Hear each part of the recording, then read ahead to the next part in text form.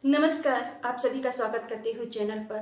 आप सभी स्वस्थ और सुरक्षित होंगे इसी आशा के साथ आज की कहानी की शुरुआत करती हूँ। मैं त्यागी रम्या अमरेश। आज की कहानी आपने कुछ समय पहले सुना होगा। लखनऊ के पास सीतापुर में 40 बीघे जमीन के लिए एक शिक्षक भाई ने अपने बड़े भाई, भाभी, उनकी 2 बेटियां, एक बेटा यानी कि 3 भतीजे भतीजी और सगी माँ की हत्या कर दी। उनका कत्ल कर दिया, मौत के घाट उतार दिया जमीन के लिए। सरकारी शिक्षक की ये मनोदशा हो सकती है तो बताइए समाज का क्या हाल होगा। यह हत्याकांड ऐसा है जिसने हिला के रख दिया था पूरा भारत को। सीतापुर के हत्याकांड ने पूरे भारत को हिला के रख दिया था। और 2023 में एक हत्याकांड हुआ था जब एक ही परिवार के 6-7 लोगों को मौत के घाट उतार दिया गया था, वो भी किस जमीन का ही था। 2 अक्टूबर 2023 को उत्तर प्रदेश के देवरिया में भी एक जमीनी विवाद में हत्याकांड हुआ और जिसमें एक ही परिवार के 6-7 लोगों को मौत के घाट उतार दिया। लेकिन उसमें हत्याकांड को अंजाम देने वाला सगा भाई नहीं था, बल्कि कोई दूसरा व्यक्ति था जो जमीन पर कब्जा करना चाहता था। 2 भाइयों का हिस्सा था और वह जबरदस्ती खेत पर कब्जा करना चाहता था। अपने नाम उसने एक भाई से करवा ली थी जमीन को।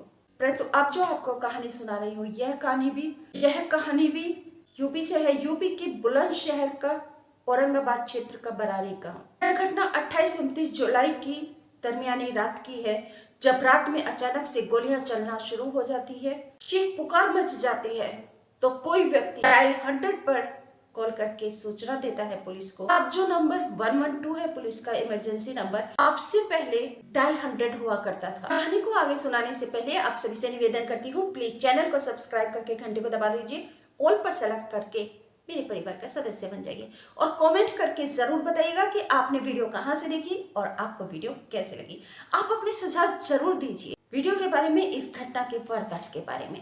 आप समाज को क्या कहना चाहते हैं, लोगों को क्या सुझाव देना चाहते हैं। तो डायल 100 पर कॉल करके एक व्यक्ति, कोई भी व्यक्ति गाँव का सूचना देता है पुलिस को, और जो कांस्टेबल कॉल को उठाता है, रिसीव करता है, वह जब इस घटना के बारे में सुनता है तो वह तुरंत एसएचओ को सूचना देता है, उनके पास जाता है और उनसे बताता है इस घटना के बारे में कि कॉल आया है और बरारी गांव में डाकू आए हुए हैं जो डकैती की घटना को अंजाम दे रहे हैं, में हत्याएं कर रहे हैं, गोलियां बरसा रहे हैं। एसएचओ परवेश सिंह एक टीम का गठन करते हैं जिसमें बलवीर सिंह, एसआई जगरोशन, सुरेश चंद, कांस्टेबल कुलदीप और कपिल, इन सबको ये मौके पर भेजते हैं और उनको बोलते हैं कि वहां पर जो भी घटना का जो भी स्थिति है उससे मुझे तुरंत अवगत कराना। टीम जब बरारी गांव में जाती है तो वहां देखकर हतप्रभ रह जाती है, सन्न रह जाती है, क्योंकि लगभग पूरा गांव ही उस घर के अंदर आ चुका था। उस समय बहुत ज्यादा भीड़ थी, वहां पर लगातार गोलियां चल रही थी और उन्होंने जाकर जो मंजर देखा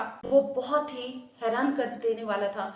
क्योंकि जो उन लोगों ने गोली चलाई उसमें तो एक महिला ऐसी थी जो अपने एक छोटे से बच्चे को, जैसे कि रहा होगा लगभग 7-8 महीने का बच्चा, उसको दूध पिला रही थी और दूध पिलाते पिलाते ही उसको गोली मार दी जाती है।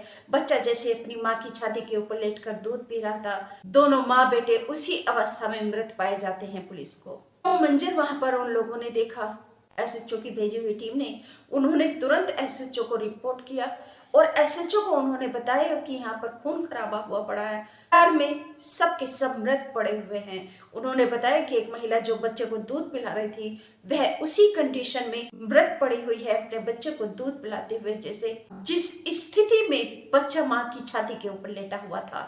एसएचओ परवेश सिंह जब इस वारदात के बारे में सुनते हैं तो वह तुरंत तैयार होते हैं और तुरंत ही बरारी गांव के लिए निकल जाते हैं। बरारी गांव पहुंचते हैं और वहां पर जो मंजर वह देखते हैं उसको देखकर वह भी एकदम सन्न रह जाते हैं, हतप्रभ रह जाते हैं, क्योंकि उन्होंने जो मंजर उस महिला का देखा, अपने बच्चे को दूध पिला रही थी, रात का समय था, लगभग 2 से 3 बजे के आसपास का समय था और वह महिला उसी स्थिति में बच्चे को दूध पिलाते हुए, बच्चा दूध पीते पीते वहीं मर जाता है। माँ बेटे, यानी कि जो कातिल थे उन्होंने जरा भी दया नहीं की। जो मासूम बच्चा था 6-7 महीने का, उसको भी गोली से उड़ा दिया। यानी कि एक गोली माँ बेटे को मारी और एक गोली से दोनों ही माँ बेटे को मौत के घाट उतार दिया। घर के अंदर लगभग पूरा गांव इकट्ठा था, इतनी भीड़ थी कि वहां पर हर कोई यही सोच रहा था इस हत्याकांड को अंजाम क्यों दिया। किसने दिया, आखिर कितनी लूट करके लेकर गए हैं, कैसी डकैती डाली है। लोग इसी विषय पर चर्चा कर रहे थे, जानकारी लेने की कोशिश कर रही थी पुलिस भी। और पुलिस जैसे आगे बढ़ती है तो वह देखती है सीढ़ियों पर दो महिलाएं पड़ी हुई हैं। एक की उम्र लगभग 24-25 साल की होगी और एक बुजुर्ग महिला थी। उन दोनों को भी एक गोली लगी थी, यानी कि उनको जब गोली मारी गई तो वह दोनों बचने के लिए भागी सीढ़ियों के ऊपर, तो उनको वहीं पर गोली मार दी गई और उस गोली से दोनों महिलाओं की मौत हो गई, जिसमें एक 24-25 साल की युवती थी।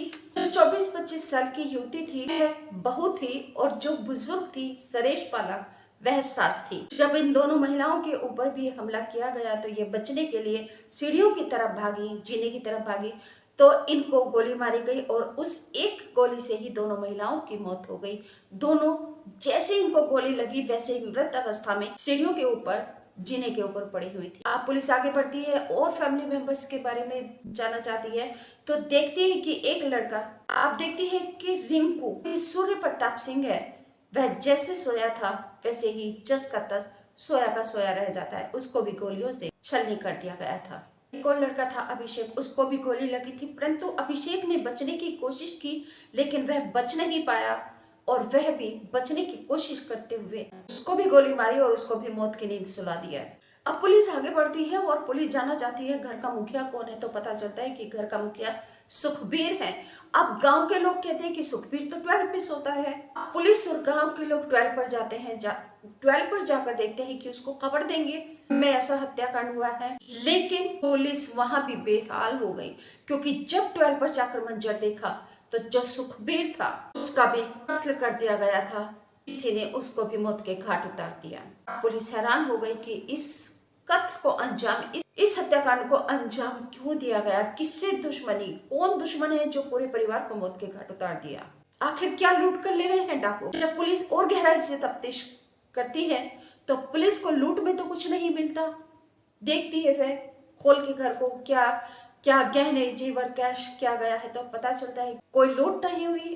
अब सामने ये समझ आती है कि फिर हत्याकांड को अंजाम किसने दिया, कौन दुश्मन है, रंजिश किसके साथ है, क्या कोई जमीनी विवाद है, आखिर कोई पूरे परिवार की हत्या क्यों करेगा, पूरे परिवार को मौत के घाट उतार दिया है, कोई तो बड़ी बात है। अब पुलिस गांव वालों के बीच में ये बात कर ही रही थी, उधर एसएचओ परवेज सिंह ने अपने उच्च अधिकारियों को खबर दी तो मौके पर एसएसपी, आईजी, डीआईजी सभी पहुंच गए और सभी इसी बात को, इस मंजर को देखकर हैरान थे और सन्न थे कि किस प्रकार से, कितनी निर्ममता निर्दयता से पूरे परिवार को मौत के घाट उतार दिया।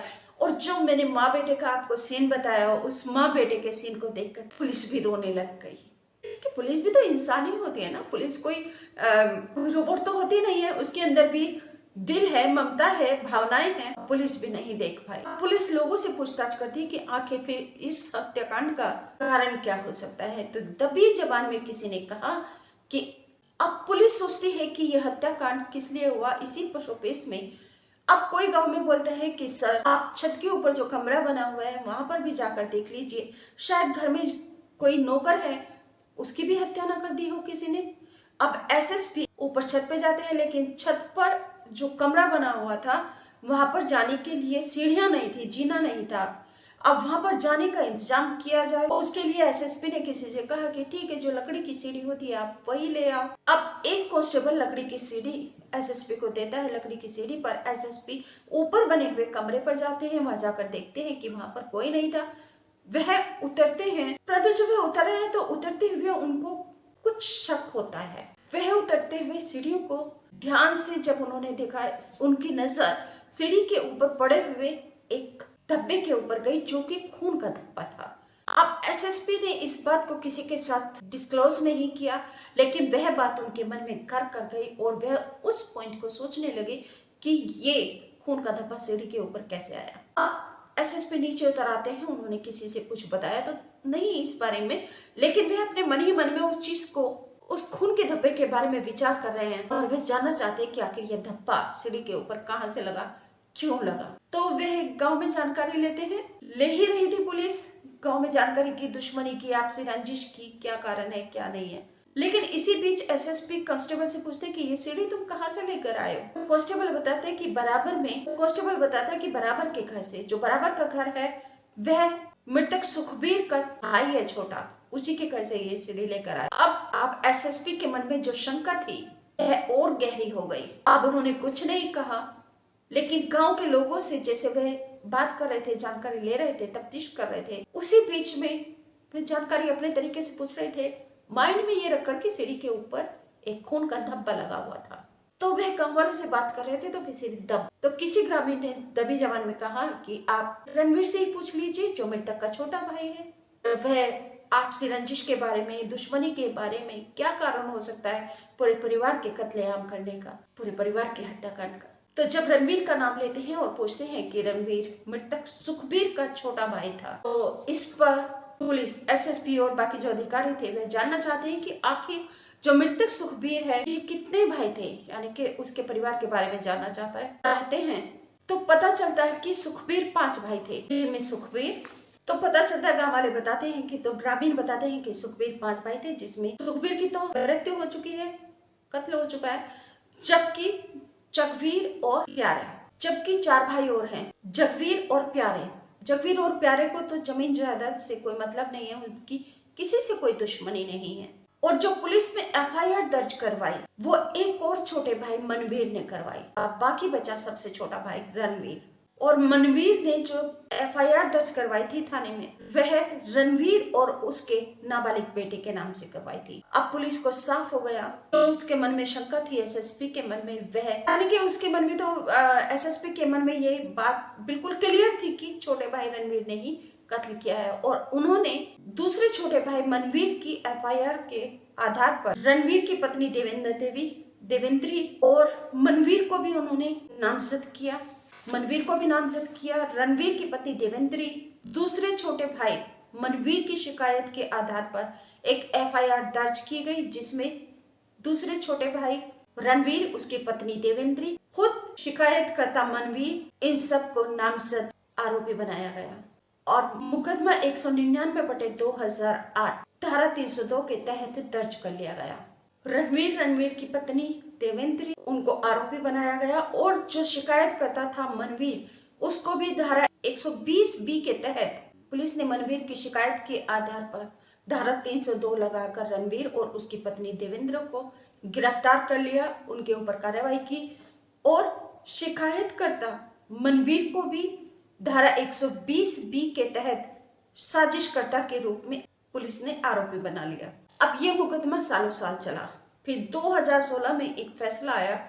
ये मुकदमा सालों साल चला और 21 जुलाई 2016 को अपर सत्र न्यायाधीश सुनील कुमार ने आरोपी रणवीर को फांसी की सजा सुनाई। इसके बाद रणवीर की तरफ से अपील की गई हाईकोर्ट में, तो हाईकोर्ट में भी यह मुकदमा सालों साल चला और 2023 में ये मुकदमा फिर सालों तक चला। 2016 से 2023 तक चला और 2023 में हाई कोर्ट ने रणवीर की सजा फांसी से बदलकर उम्र कैद में तब्दील कर दी। अब रणवीर की तरफ से फिर से सुप्रीम कोर्ट में अपील की गई है हाई कोर्ट फैसले के खिलाफ। अब अभी भी मुकदमा चल रहा है, अभी भी केस चल रहा है। अब देखना यह है कि फ्यूचर में क्या फैसला आता है। जो भी फैसला आएगा उसकी अपडेट में आप सबको जरूर बताऊंगी। अब हाईकोर्ट के फैसले के खिलाफ अपील की रणवीर ने सुप्रीम कोर्ट में। अब सुप्रीम कोर्ट में भी यह मामला चल रहा है।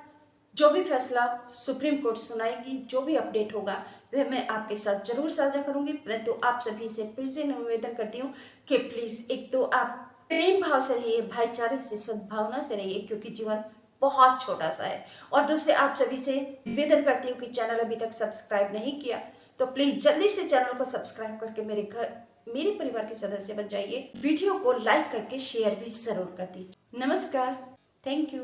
आप सभी से निवेदन करती हूँ कि चैनल अभी तक सब्सक्राइब नहीं किया तो जल्दी से चैनल को सब्सक्राइब करके घंटे को दबा दीजिए, ऑल पर सेलेक्ट करके मेरे परिवार का सदस्य बन जाइए। वीडियो को लाइक करके शेयर भी जरूर कीजिए ताकि सबके पास तक यह वीडियो पहुंच जाए कि जमीन जायदाद के लिए जो ये इतनी क्रूरता होती है और लोग एक दूसरे अपने भाई बंधुओं को ही मौत के घाट उतार देते हैं, तो यह पाप ना करें, क्योंकि एक दिन आपके जीवन का भी अंत होना है, प्राकृतिक या अप्राकृतिक। तो अप्राकृतिक एक दिन आपके जीवन का भी अंत होना निश्चित है प्राकृतिक रूप से, और कमेंट करके ज़रूर बताइएगा कि आपने वीडियो कहाँ से देखी और आपको वीडियो कैसे लगी।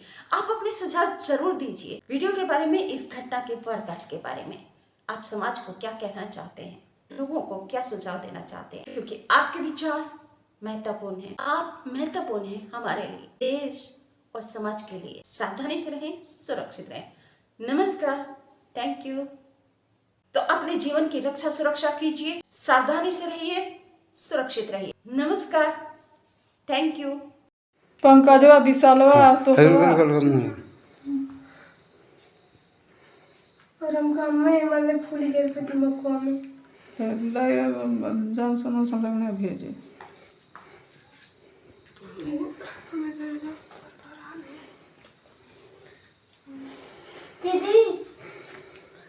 टॉस में चोट कहाँ लगा है? चोट हमारे यहाँ पर लगा है, यहाँ पे लगा था, सर पे भी लगा है। अपने घरे दुआरे नहीं रह पाते ना के खेते से आओ ताटे स्कूल में लाठी डंडा लेके आओ ताटे सबसे ज्यादा तो लगा अब तो सो झोटा पकड़ के गिरिया दे छोड़ा गया है, तब वहां से ईटा से लगा है। ईटा उठा के मार दहला साहब। अब काम